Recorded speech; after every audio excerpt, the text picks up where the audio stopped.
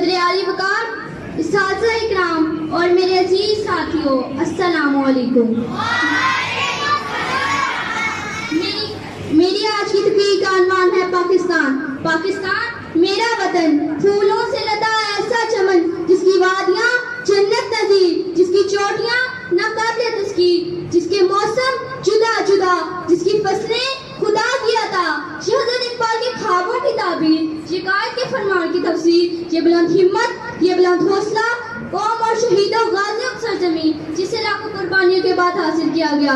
न जाने किन दुश्मनों की बुरी नजर लगी है इसे, न दोस्त दुश्मनों के हाथ मजबूत करने लगे हैं। दुश्मनों के सितम का खौफ नहीं, दुश्मनों के सितम का खौफ नहीं, दोस्तों की वफा से डरते हैं। जनाबे वाला दहशतगर्दी का जिन बोतल में बंद हुआ तो उस महंगाई का जिन बोतल से बाहर निकल आया है।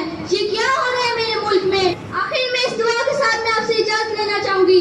खुदा करे मेरी अर्ज़ से पाक पे उतरे, खुदा करे मेरी अर्ज़ से पाक पे उतरे, वो फसले गुल जिसे अंदेशा जवाल ना हो, वो फसले गुल जिसे अंदेशा जवाल ना हो। यहाँ पे जो फूल खिले खिला रहे सदियों, यहाँ पे जो फूल खिले खिला रहे सदियों, यहाँ खिजा को भी गुजरने की विचार ना हो।